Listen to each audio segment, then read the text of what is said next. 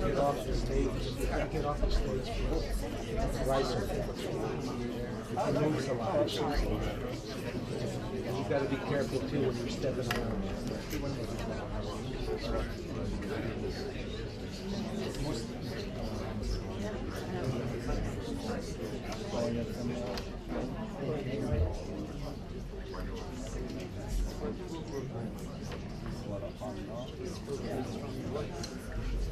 Знань, переклад все добре. Можемо тиснути ту сторону. Перекладом все добре. Переклад добре. Треба мені безпосередньо казати. Я не чую його. Переклад ідеальний. Я флор не чую. Ні, взагалі я не чую. Флор – це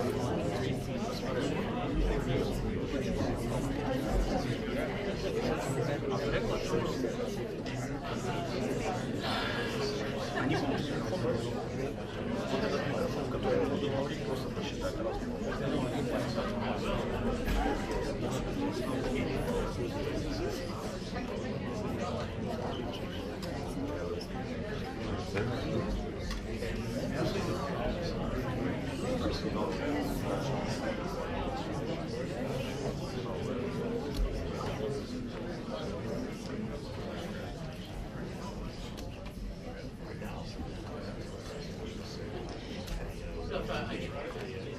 Please welcome the President of Ukraine, Volodymyr Zelensky.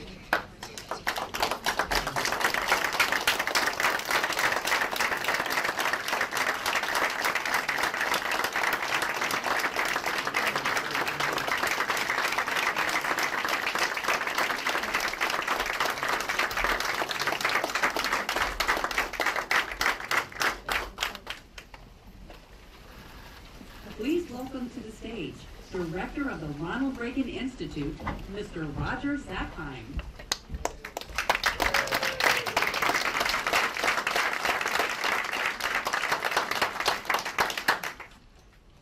Good evening, everyone, and welcome to the Ronald Reagan Institute. 40 years ago, President Reagan stood on a lonely Winstep Point on the northern shore of France. He was there to memorialize the D-Day invasion, to honor the boys of Pointe du Hoc, and he was there to share a message with the world. He said, quote, "We've learned that isolationism never was and never will be an acceptable response to tyrannical governments with an expansionist intent.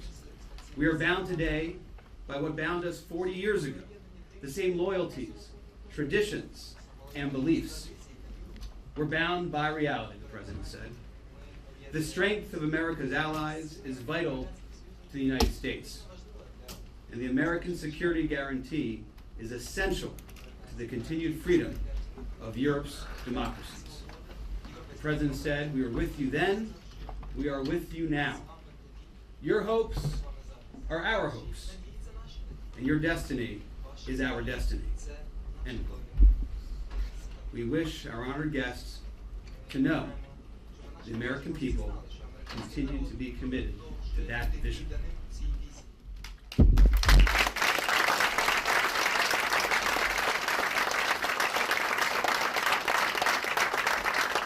like to recognize our guest of honor, President Zelensky. We're humbled to have you here during this very consequential week in Washington, D.C. And I want to welcome our many distinguished guests here with us tonight. We welcome the members of the President's delegation. Thank you for being here. We welcome the members of Congress. Thank you for being here. Members of the administration, members of the Washington Diplomatic Corps, and of course, members of the Board of Trustees of the Ronald Reagan Presidential Foundation and Institute, we're grateful to have you here in person this evening. I also want to thank all those joining us online watching this evening's program. Now, the Reagan Institute, which I'm privileged to lead, is the Washington, D.C. home of the Reagan Foundation, right here on Lafayette Park, across from the White House, that President and Mrs. Reagan once called home. And the mission of the Reagan Institute is to shape the future and to elevate and encourage the leaders of today who embody the timeless values championed by President Reagan. President Zelensky is such a leader. President Reagan said in his 1980 inaugural address, quote, "Above all, we must realize that no arsenal and no weapon in the arsenals of the world is so formidable as the will and moral courage of free men and women." He continued, "It is a weapon our adversaries in today's world do not have. It is a weapon that as Americans we do have. Let that be understood by those who practice terrorism and prey on their neighbors." End quote. The will and moral courage of free men and women is not exclusive to America's arsenal. It is a powerful weapon that Ukrainians have too, as they repel a brutal invasion by an authoritarian neighbor. President Zelensky has rightly said, after the horrific attack yesterday, particularly on the Children's Hospital in Kyiv, that those who show only sympathy for Ukraine, quote, "mere concern does not stop the terror. Condolences are not a weapon." Now that is something Leader McConnell understands well. From the beginning of this awful war, he has been a crucial figure in ensuring that America provides security assistance to Ukraine. Countless times, he has taken up the cause of Ukraine's defense on the Senate floor, even when it was politically difficult to do so.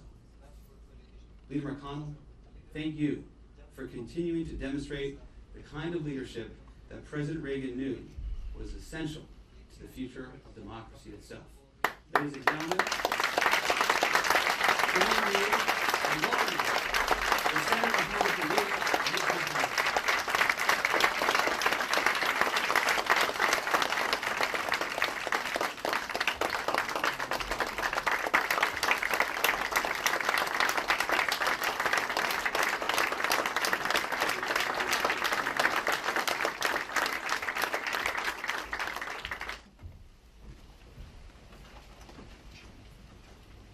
Well, thank you very much.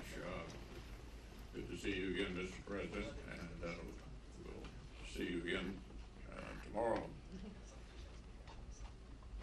One thing that was not mentioned that I thought I'd start with is that I've been around forever.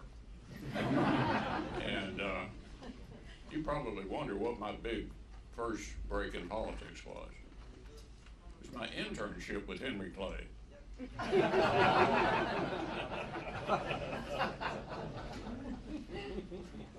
The world remembers Ronald Reagan as the great communicator, and rightly so. With plain-spoken persuasion, he took an animated principle, peace through strength, the halls of power from London to Berlin and Tokyo to Geneva. Just as often, and just as memorably, he showed his own resolve, steel to the spine of our allies, and gave hope to the oppressed in places where the yoke of tyranny weighed the heaviest, like in front of the Berlin Wall and in Moscow, and in places where the forces of tyrants had taken the steepest toll, atop the cliffs of Point du Hoc and at the concentration camp of Bergen-Belsen. But President Reagan knew very well that being a master of rhetoric, public diplomacy, and soft power wasn't worth much without the hard power that gave his words their weight. He knew that telling Gorbachev to tear down the wall that imprisoned the captive nations of the Soviet Union only packed a punch because the arsenal of democracy, which had spent years rebuilding, was backing it up. The marriage of words and actions is a dying art, but we can't afford to lose it. The West must ensure that our promises and our threats are backed by hard power. And nowhere are the West's interests and the credibility of its commitments more plainly and immediately at stake than on the front lines of Ukraine. I'm honored that President Zelensky is with us this evening. For more than 2 years, the people of Ukraine have backed words of defiance with acts of tremendous courage. I got to meet him the first time in Kyiv about 2 months after the invasion. And he has been an inspiration not only to the Ukrainian people, but to us as well. It's not difficult to imagine what President Reagan would have thought about a democratic nation whose sovereignty his actions helped secure, facing the sharp edge of Russian aggression yet again. It's no mystery where he would have stood while a proud nation gave its sons and daughters to beat back neo-Soviet imperialism, asking only that America and the West have its back. Our 40th president understood the hopes of nations struggling to join the American-led order of democracy and self-determination. More importantly, he understood that supporting their democratic aspirations wasn't a matter of charity. As he put it in his State of the Union in 1985, we must not break faith with those who are risking their lives to defy Soviet-supported aggression and secure rights which have been ours from birth. Support the freedom fighters in self-defense, end quote. Equipping friends to resist authoritarian aggression was in America's interest 40 years ago, and it still is today. But what exactly does a Reagan foreign policy mean in the current moment? What does the call to peace through strength require of us in the face of revisionist powers, rogue states, and rabid proxies? I would suggest that first we ought to focus on the places where freedom, where peace is threatened the most, and recognize their most urgent needs. Our friends on the front lines of authoritarian aggression and terrorist savagery don't need hand-wringing hesitation or second guessing. They need the tools to defend themselves, to impose costs on their aggressors, and to negotiate from positions of strength. Slow-walking aid to Ukraine didn't stave off further Russian escalation. It only guaranteed that this terrible conflict will be longer and bloodier. Considering further assistance will weaken Ukraine's hand and risk emboldening the very tyrant we hope to defeat. By the same token, micromanaging Israel's defense strategy doesn't lessen the cost of war for innocent civilians there. It just shields the terrorists responsible for justice. Our friends in Israel and Ukraine are fighting existential wars of survival. Their enemies are working together to weaken the American-led order. The security of the free world will either be strengthened by our friends' victory or weakened by their defeat. They deserve our support. This is Reagan 101. Of course, Reagan's aggression in Europe and Iran-backed terror in the Middle East aren't isolated events.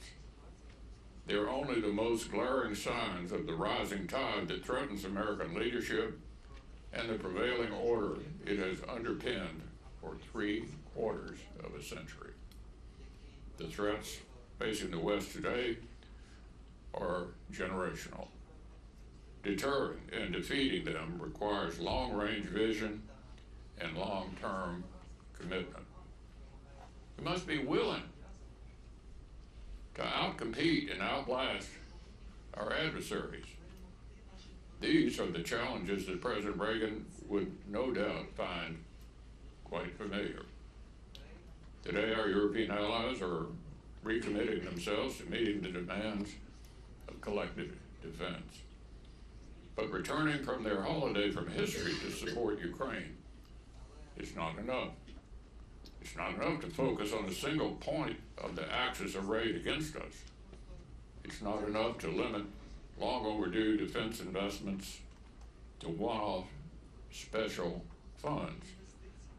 The success of the NATO alliance and of the American-led order is premised on collective defense. To a degree that some of our allies still haven't grasped, European commitment is essential. And sharing the burden of global challenges means sustaining serious investments in higher levels of military readiness. Credibility, capability, and capacity can't be surged on a moment's notice. They can be purchased at the corner store. They can't be purchased at the corner store. They must be honed and preserved over a lengthy period of time. NATO members must also recognize that the connected threats to our shared interests extend far beyond European borders. Our allies and partners from the Indo-Pacific have traveled to Washington this week because they see these connections clearly. Because the outcome of Russia's war in Ukraine matters to them. Likewise, European allies need to recognize how the growing threat China poses to our partners in Asia matters to them as well. Territorial integrity, sovereignty, freedom of navigation. These are not just abstract principles. They're the same core interests that guided President Reagan's leadership. And they're being challenged today all over the world by Russia, China, and Iran. Isolationists on this side of the Atlantic must face the fact that American leadership is as indispensable today as it was 40 years ago, that our credibility is not divisible, and that European security and prosperity is tied inextricably to our own. Those in America who discount the connections between the threats we face are increasingly isolated. As the Reagan Institute's latest polling illustrates, overwhelming majority of Americans recognize the essential roles of American leadership and of the NATO alliance in preserving our closest trading relationships in Europe. As Speaker Johnson pointed out yesterday, they also recognize the importance of the supplemental investments Congress made earlier this year in supporting our friends on the front lines and rebuilding the arsenal of democracy right here at home. 75 years of the transatlantic alliance has given us plenty to celebrate this week. But if collective security is to endure for the next 75 years, we'll need more leaders to start facing today's threats with the eyes of a cold warrior like President Reagan. Our words must be unapologetic. Our actions must be unrelenting. And the greatest military alliance in human history must continue to carry the day.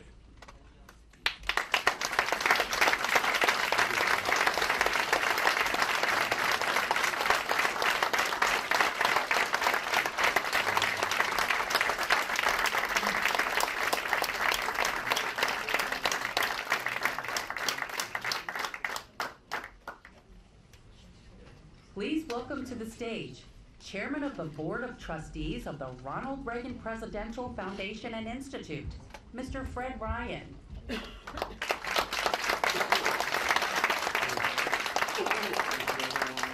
you, Leader McConnell, for your leadership on this and so many other important issues, and for being one of Ronald Reagan's most trusted friends here in Washington, D.C. At his historic speech to the British Parliament, our 40th president said, quote, "We must be staunch in our conviction that freedom is not the sole prerogative of a lucky few, but the inalienable and universal right of all human beings."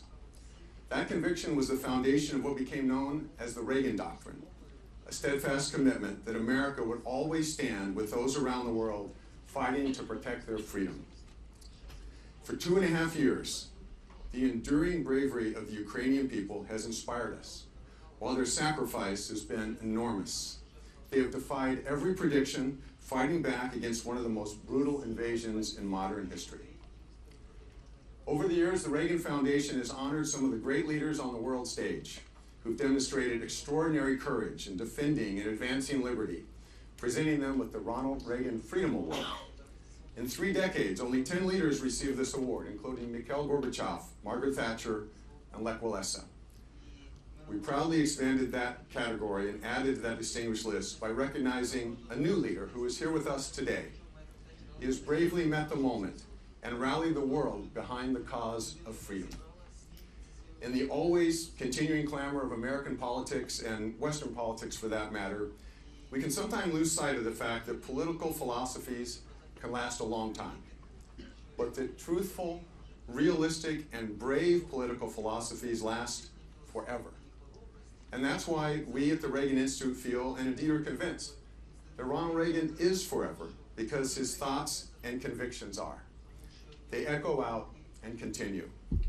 And tonight, we are proud to give the bully pulpit and this stage to a man who stands for so many of the principles of Reaganism. Please welcome President Zelensky.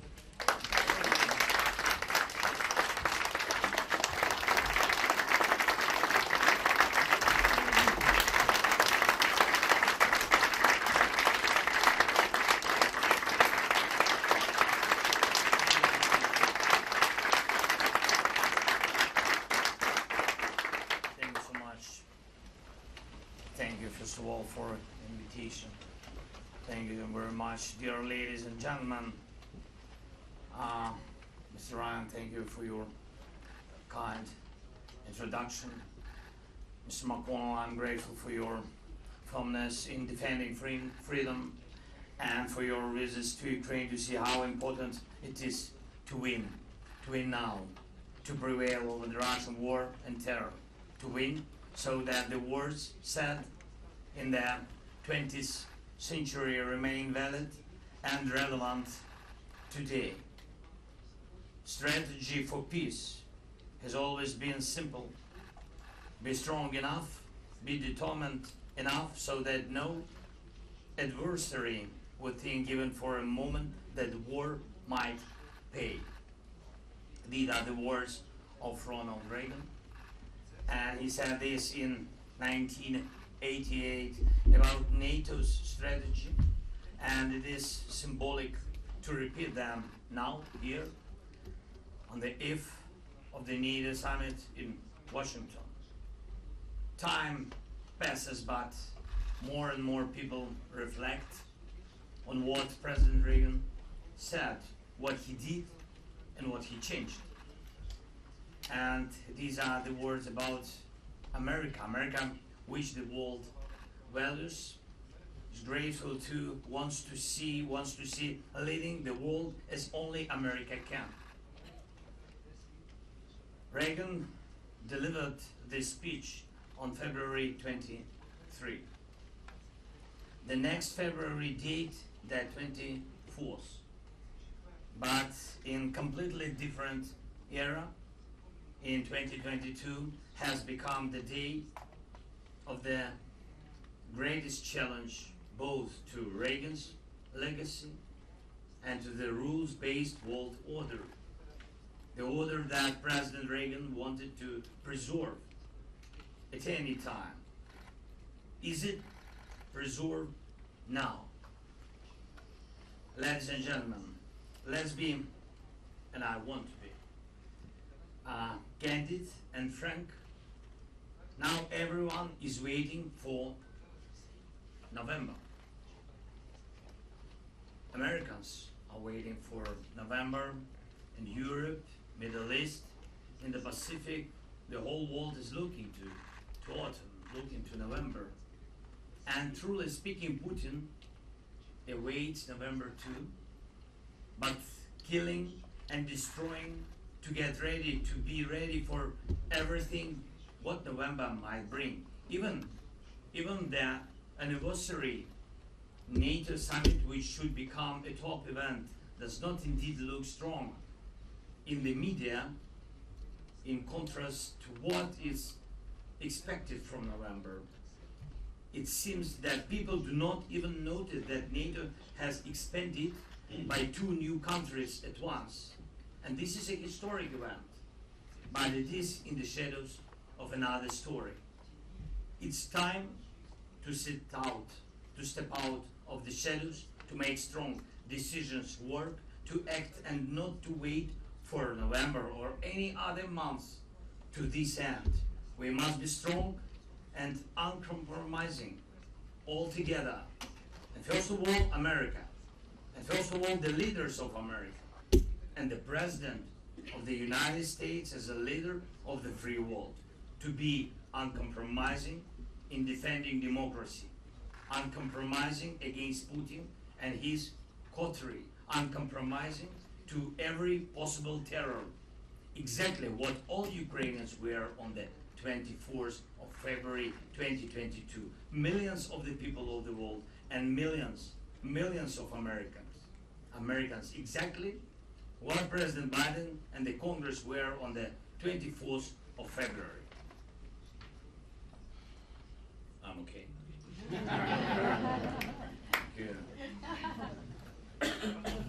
And when Putin decided to break everything dear to us, we all acted as one. We didn't wait a single day and even minute. We were surviving every day, and we did survive. Then the world saw that Putin could lose, and democracy can win even when it seemed impossible. Then what happened now? When did it step into the shadows? When did one start thinking that it's better to delay than act? That partial solutions are better than victory. And when it started to appear that to defend freedom is allegedly unsafe, and that to put Putin in place for blackmailing the whole world is allegedly unprofitable.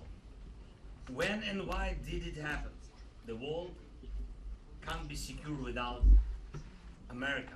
America cannot be a leader and a world dream maker without caring for world affairs.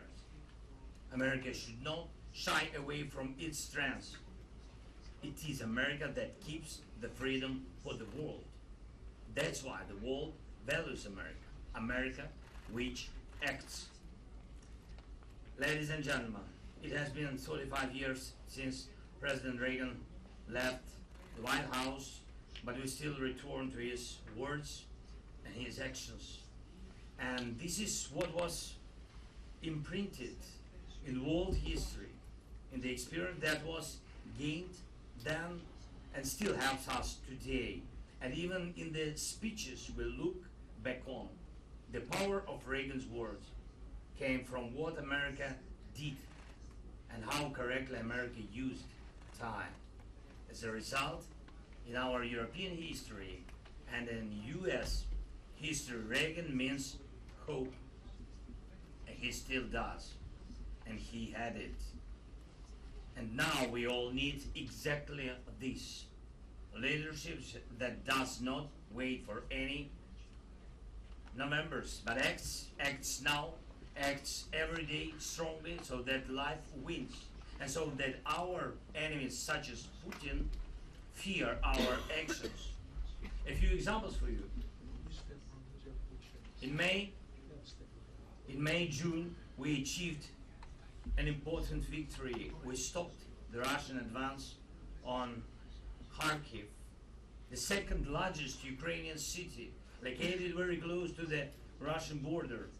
The Russian army was ordered to get into artillery fire range to shell Kharkiv. But the courage of our men and women, as well as the American permission to strike military targets in Russia, got the job done. And I'm grateful to you. I'm grateful to President Biden for this permission and to everyone in the Congress who helped. This Russian advance has stalled, and we are pushing the Russian army out of areas near Kharkiv. We also destroyed the launches of Russian missiles that had been hitting Kharkiv for more than 2 years on a daily basis. And this gave Kharkiv protection from missile strikes. Imagine how much we can achieve when all limitations are lifted.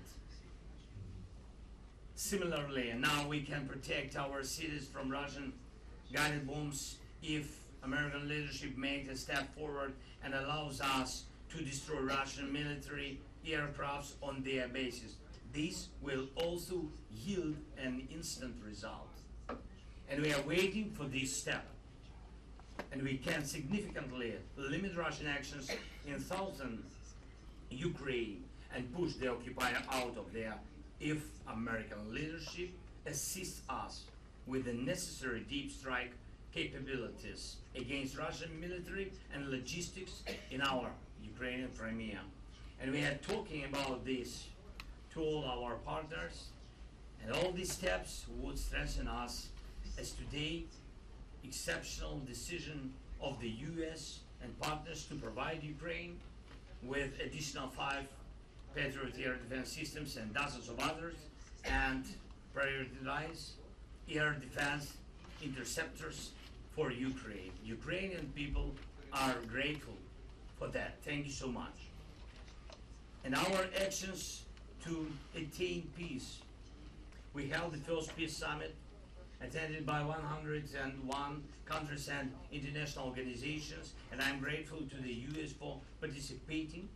Putin, in response, held his own summit, a war summit, in Pyongyang, in pair with Kim Jong-un, just to have more artillery, missiles, and mines so that Russia can hold on at least until the end of the year.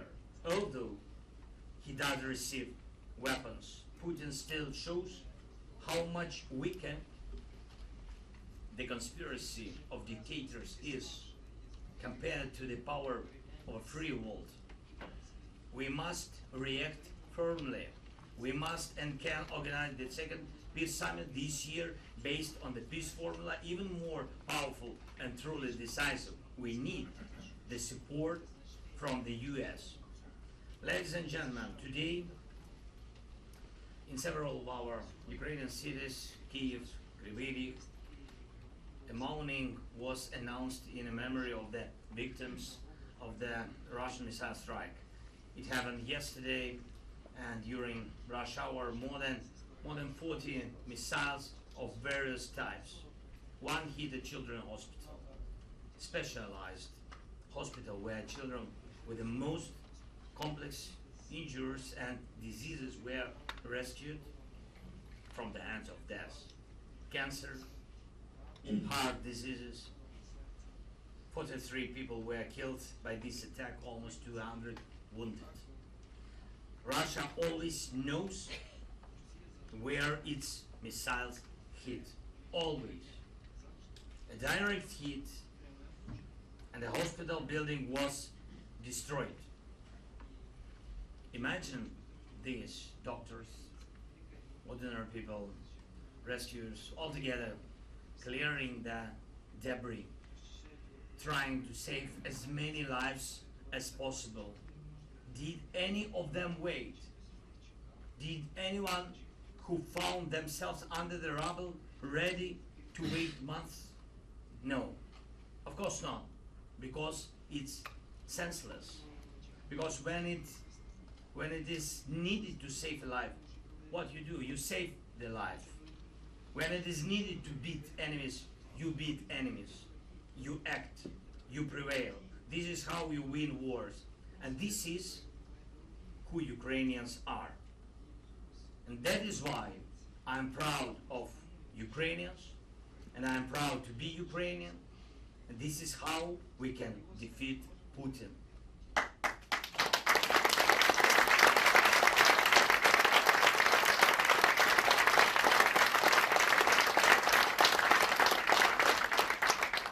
How much longer can Putin last? The answer to this question is right here in Washington. Your leadership, your actions, your choice, the choice to act now. And even these days, the NATO summit, which has to become a strong decisions are needed, and when we are waiting for them, and when we are counting on them. For 75 years, Europeans could be confident that no matter the friction within the alliance, no one, when talking to Russia, would trade the membership of European nations. But why does Moscow hope for this now? And why do the words Ukraine is a NATO member cause more fear not in Moscow? For decades, the world has relied on the principles of the territorial integrity of states and inviolability of nations' borders. But will these principles remain in force? We, in Ukraine, and all other neighbors of Russia, including those to whom America has alliance commitments, need answers. Our people are doing their best, the best of what is available to us in Ukraine. And we have proven more than once that the more we have, the harder it is for Putin to make war. He still thinks that war might pay. He still thinks that humiliating America might pay. During all his rule, he has been trying to humiliate America and break the lives of free nations. His personal story must finally end so that the story of peace becomes lasting. Together with America, the world is capable of doing the right things when we all act strong enough, determined enough, and this must be our strategy, exactly this. And right now, with all the American power that no Putins can repel. Because America, as you know, is too great for small deeds. Don't wait months. America can be great every day. Thank you so much for your support.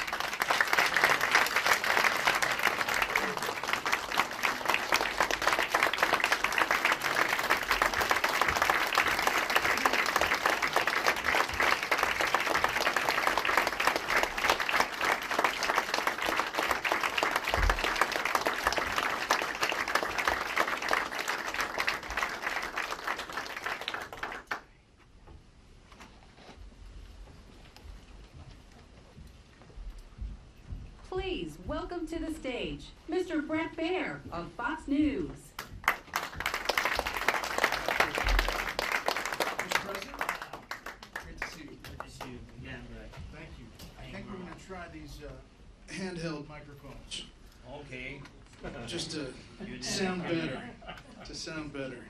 It is great to see you. Nice to see you too. Thank you so much. The last time we talked, it was on the 2-year anniversary of the war in eastern Ukraine, about a mile from Russian forces on the front lines. A lot different environment here without artillery coming and going. As this has developed since I last saw you 6 months ago, how has the war changed in your view? Thank you so much. Can I ask? Can I Sure. answer Ukrainian? Ideally, English is English crowd, but we love it. Oh, okay. Okay. That's right.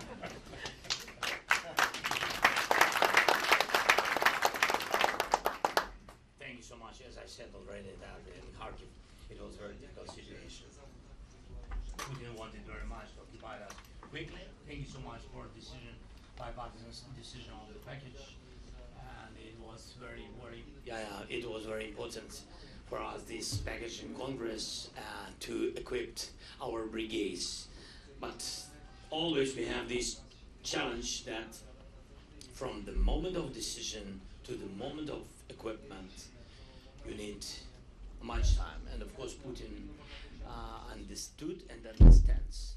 So he has this information. He wanted to use this pause in more than half a year pause in Congress with decision. That's why he wanted to occupy quickly Kharkiv, where 1.5 million, 1,500,000 people live now, very near to the border, but they live. He attack them each day because he wants to make a chaos there and push people to run out. That is the goal for him. He did it at the very beginning of the war. He did it. He tried to do it with a capital. We people stood strong. And that's why we saved our capital. I think in our country. And so he tried, coming back to your question, so he tried to occupy Kharkiv. We lost some villages which are through the border, our border, but people, God bless, people have been saved, and we took people away, and all people, pensioners, different people, I mean this, because you know that he's not looking like yesterday, the day before yesterday, he attacked, and it doesn't matter for him whom to kill, soldier or a child, civilians, doesn't matter. That's why, of course, we moved people from these villages, and he didn't have success. God bless and help, and also our soldiers, of course, first of all, our heroic guys, so we stopped them. He couldn't do, he lost a lot of people. I'm speaking about thousands and thousands of people. So the price of this operation for him was very high. That is what been changed after our last meeting. Yes. And on the east, situation is difficult. We're still waiting for some equipment to equip brigades. So as I said, really, it's not a secret. We have 14th Brigade, which are till now not equipped. Yeah, so that's why we don't use them. But I hope that everything will come, especially after NATO summit. We'll have some additional packages with air defense and etc. So that is situation shortly. You see, maybe in Ukrainian, I can answer shortly. I like this. This is good. I do want to say that we're all really saddened by those devastating attacks, especially on the Children's Hospital in Kyiv. And I can hear in your voice how much it hits you, especially as a father.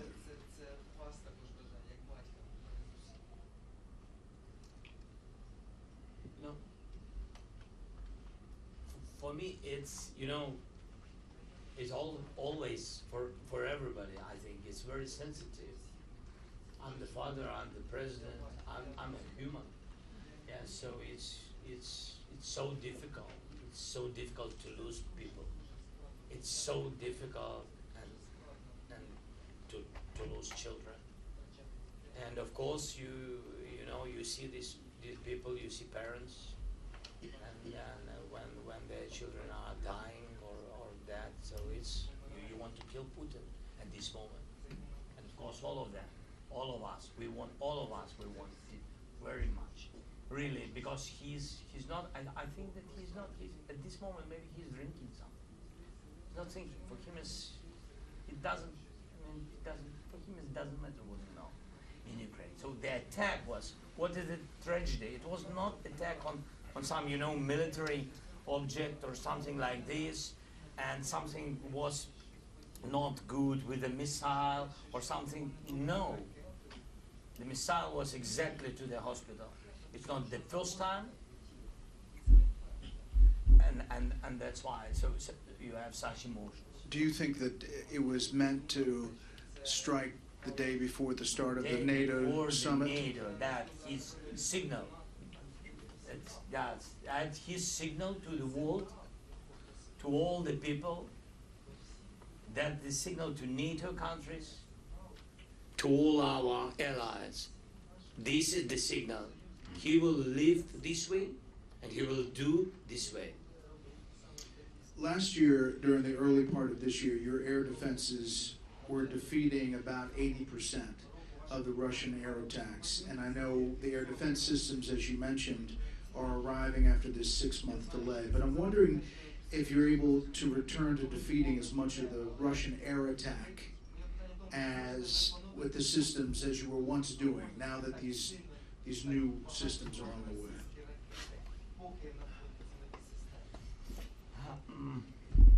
So, again, thank you very much for the decision of these additional 5 systems of Patriots. If they will help, they will help, of course. It's not enough. It's never enough. And you saw the result, attacks on Kiev, on the capital, which been, this defended well. So, but you saw that this is not enough. And it can be enough. And these 5 systems will help a lot, but it will not be enough. Because that we have to understand that the Russian army, they learn, they study each day. They're trying to attack systems, to destroy Patriots. They don't have success in it for today, but it's not enough. They use different missiles, different drones, ballistic, etc. So and we have not also to stay at the same place. We also have to move to make strong steps with air defense, different kinds, more than one, and etc. So yeah, you're hopeful. But let me ask you this: the U.S. though continues to restrict the U.S. ATACMS from firing at targets inside Russia, and restricting the long-range U.S. HIMARS from firing inside Russia unless an attack is imminent on Kyiv. Can you just provide the audience here some sense or some understanding of what these restrictions mean for your forces and their challenges as a result to conduct an effective campaign against Russia? Some of these bases, air bases, include the one that launched the attack on the Children's Hospital yesterday. Yes. So, of course, we have permission to use HIMARS through the border, especially on Kharkiv, east and north of the country. Is it enough? Of course not. It's only a little number of those troops and bases which from where Russia uses missiles and from where Russia attacks us each day. For example, if you take the example of Kharkiv, so they use per month 3,500 guided aerial bombs. 3,500. Do we have? Of course. Can we use Patriots or something similar? For example, yes. But can we? No. Because we don't have so many missiles. And the world doesn't have possibility to use 3,500 missiles of Patriots just to defend it. That's why you can't use such weapon against it. How they use these guided bombs? Using jets, where the jets stay on their bases. Do we know these bases? Yes. Do we know all of them? Yes. Would you want to strike them? Yes. But you're not being allowed to. But we can't. But somebody except us have to say yes. Yeah.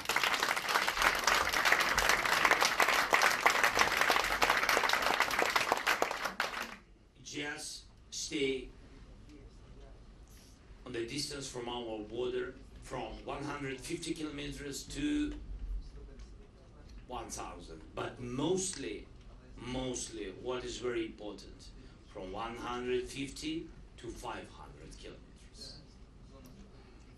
That means that if we have this very special weapon, some of them we have, and if we can use it on the territory of Russia, especially on these military targets, if we can do it, of course, we can defend civilians, hospitals, schools, children. We can do it. Because the guided bomb is the difference between guided bomb and missiles. Of course, missiles can go 2,000 kilometers, yes. But thousands, they don't have thousands of missiles.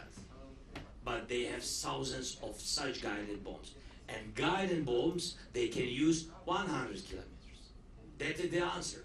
If we can use such weapon on the distance to, as I said, from 100 to 500, we can manage this problem, and children will live, will be alive. Are the restrictions also, you can't strike inside Crimea?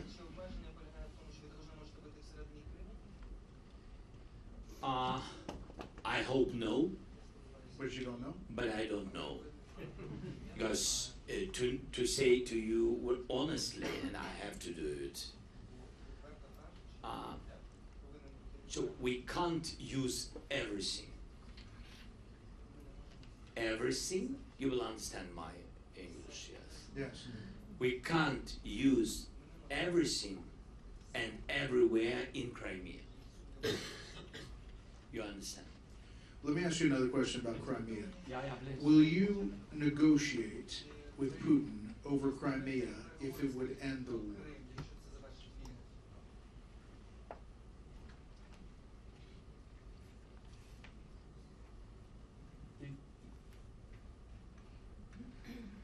He will never stop. I think he will love this idea very much. Because he need both in this war. He need both. That's why I said he's waiting for November. Maybe the policy in the United States maybe will change. I hope that it will never change. And it's very important for him to understand and to know. It depends only on decision of American people. It doesn't depend on any one person. You understand? And that's why he's always waiting how to divide world, how to divide America, how to divide different countries in Europe. He afraid of unity, and he needs pauses. To speak about Crimea, that the pause he need. He had Crimea. He occupied it in 2014 Crimea. Did he finish? No. Did he stop? No. Then he occupied Donbass. Now he's speaking that he needs Crimea and Donbass, and that's all. He's a liar, because he had it before full-scale invasion. He had it, especially Crimea and Donbass, the part of Donbass, but he had it, and he began full-scale war. You say everyone is looking towards November. Yes. How closely are you following the day-to-day politics here in Washington and in the U.S.? I think sometimes we are closer than you, Brett.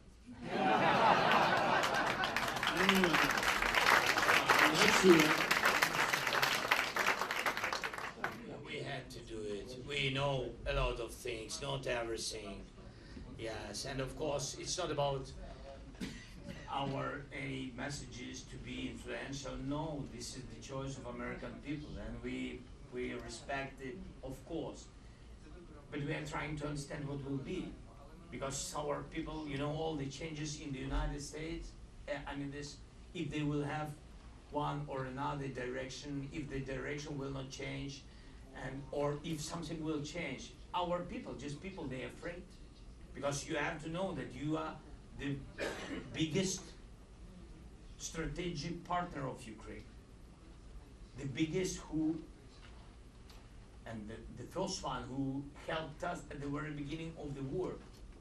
Because at the very, very beginning we've been alone and it was very difficult to us to survive.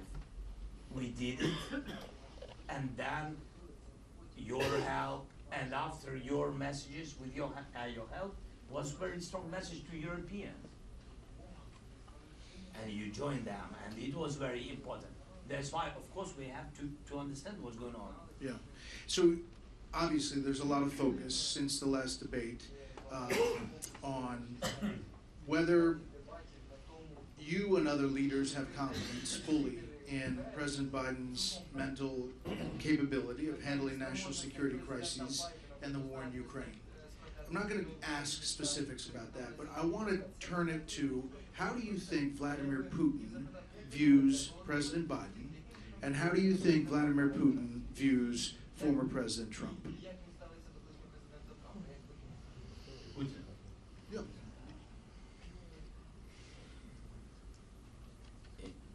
So you mean that what is his attitude to Biden and what his attitude to Trump? From your point of view. He doesn't love America. And he hates Ukraine. And because he hates democracy. And Biden and Trump are very different, but they are supportive democracy. And that's why I think Putin will hate both of them. I think so.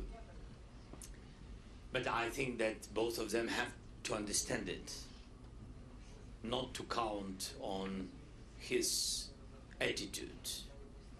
Because the GDP of United States 10 times bigger than Russia. And it means that you can't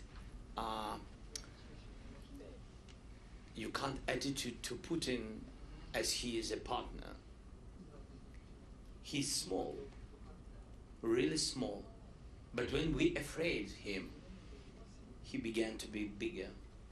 And that is the mistake of all the West, including us, including the United States. That is the mistake that during the last 25 or how many years he is Putin. Yeah. So we always gave messages, all the West gave messages that he is the partner, he is the big, he is leader. The Biden administration has put restrictions on you as far as what you can do. Are you fearful of a Trump administration and what that means for you in this war? Do you fear former President Trump, if he's president again, would pull out of NATO?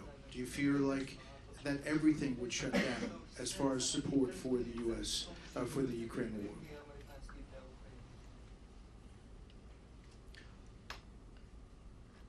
I don't know who will be the president of the United States. Neither do we. Yeah. I hope that that United States will never go out from the NATO. Otherwise, the world will lose a lot of countries, because such people like Putin.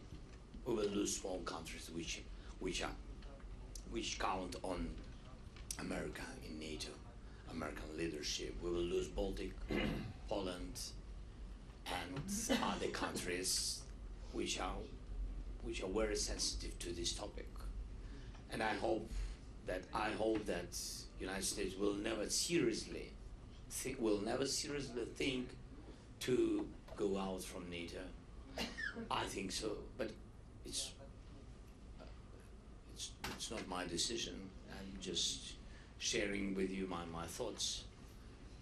And I hope that if people of America will vote for President Trump, I hope that his policy with Ukraine will not change, You don't think he can solve it in one day? I don't know. I don't know very well him. You know, I don't know. I had meetings with him, and we had good meetings when he was the president, but we didn't went. I don't know. Maybe I'm not right in English, but we didn't went through the war with him. And only during the war you have to understand, can you count on somebody or not? Because even me, I had a lot of, you know, in Ukraine, I had a lot of friends. At the very beginning of the war, some of them, we lost some of them. You know, we lost them because they found another land for them. It's their choice, but this is, I mean, there's, during the war, another situation. You face another situation, very difficult, very challenging period. That's why I can't tell you, I mean, that what he will do. If he will be the president of the United States, I don't know. That's why I wanted very much. I heard his messages, and yesterday, some messages yesterday in Twitter, yeah? They've been very, with questions. That's why sometimes we need answers. It's, for us, it's very important to hold the situation in Ukraine, you know, on a high level of morality of our people, not to lose unity through the people, not to lose unity through the partners. That's why sometimes these messages also beat us and divide us. That's why we're afraid of some risks. Right. And I asked you this when I was there about, you know, the population in the U.S. that feels like we've spent too much money and we're doing too much. And we talked about that when I was on the border. Right now, is the goal still to take back all of Ukraine to the 1991 borders? Is that still the goal today? Or could you see a negotiated settlement that ends this war for you and your people? The best way,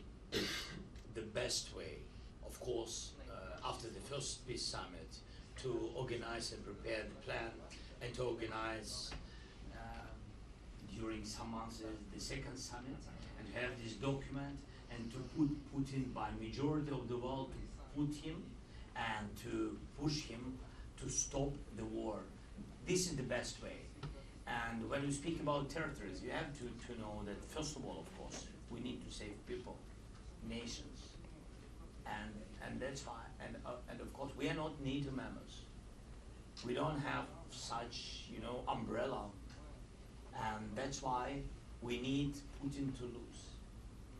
We don't want him to be on our territory, because anyway, it's a frozen conflict, and it will depend on years when he will prepare and come back again with invasion. He will do it. You understand? So yeah, of course, the Munich agreement didn't work. 1938, a potential agreement you're saying with Putin may not work.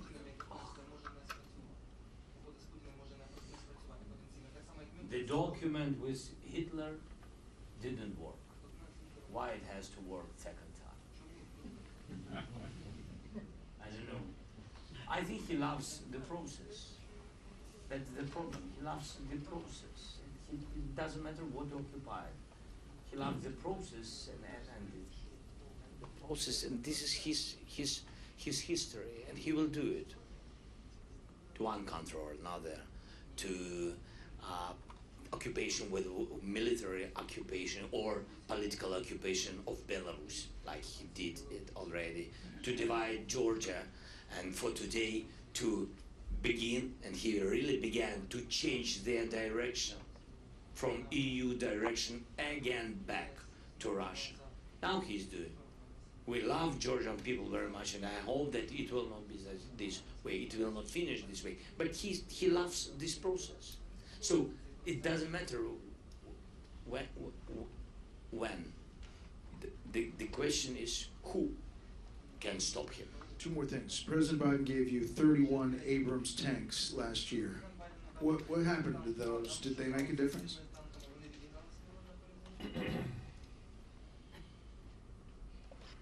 I'm not sure that such number of tanks can change the situation on the battlefield. It doesn't depend on decision of President Biden. He gave a lot of different weapons, which helped, and etc. So I mean that it's like the dialogue about F-16. You know, it's like about to speak that that's great, the powerful decision to give Ukrainians F-16. To give what number?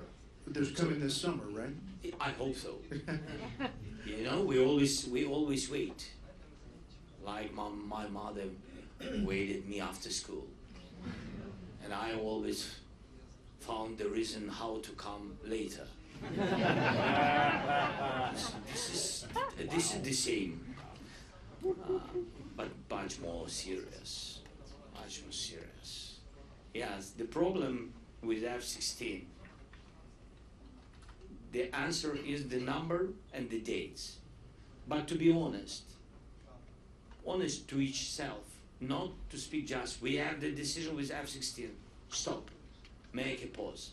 Russia uses 300 jets on the territory of Ukraine, 300 jets. They have more, but they use 300 jets. We have a decision about some 10, 20, even if we will have 50, it's nothing. They have 300, we need, because we are defending, we need 128, this is the fleet. All these numbers our partners have. So till moment when we will have 128 jets, we will not, compare with them in the sky. Anyway, it will be difficult. Last thing, here in the U.S., overwhelming majority of people are very upset with the current political situation. They don't like their choices. They are upset about the political uncertainty, if you ask them in polls. I can only imagine what it's like to be a foreign country on the other end in the middle of a war. Do you tell the American people that this war currently is at a stalemate? And what is your message that we have to stay for the long haul, and why?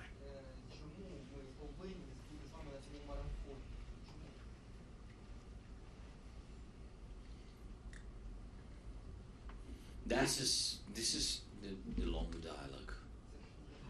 Yeah, really.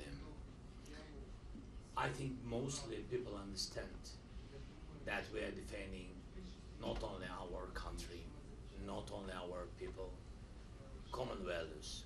We have the same families, we have the same understanding of the life. We are very, very fighting for freedom. And I think that people of the United States from the very beginning, they understood us. And the moment, as I said previously, that Putin will never stop on Ukraine.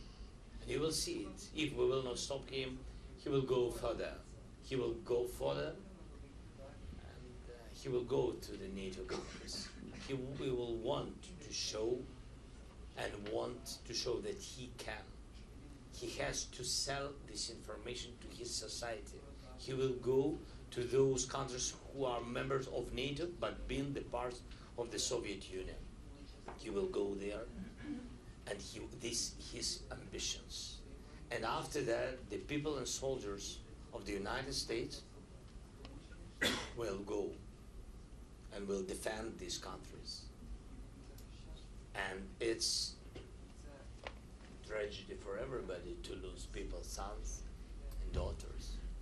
And that's why I think till the moment Ukraine is strong, all the world pay a low price. I think so. Maybe I'm not right. But who wants to check? I'm not sure that is a good idea. And again, so a lot of, if to be pragmatic, Brad, so during the war, of course, we increased a lot of technological progress, and with cyber, and with drones, with sea drones, and etc. So, United States, when they gave us weapon, They took from us all this, all our knowledge and all this experience. Of course, we shared all these technologies with the United States because we are partners. And I think you've got it. A lot of companies and etc. And a lot of companies in the United States, they really had made big progress in production because the government of the United States pushed there, gave them money and a lot of contracts. So I think it helped. If it's to be pragmatic. So I think so. I think you are doing very well, but maybe it's those people who don't understand it now. Maybe it's okay, it's their choice, but they will understand it. They will understand it in the future. That the United States made a really right choice, made really to save democracy in the world, and this decision is making now on the territory of Ukraine. It's true. President Zelensky, thank you so much for this. Thank you so much.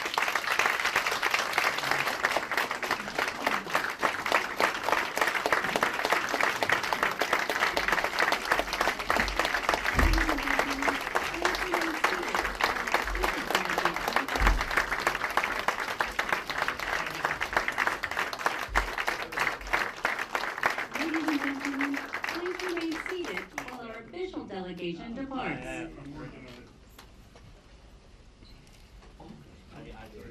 Thank you very much.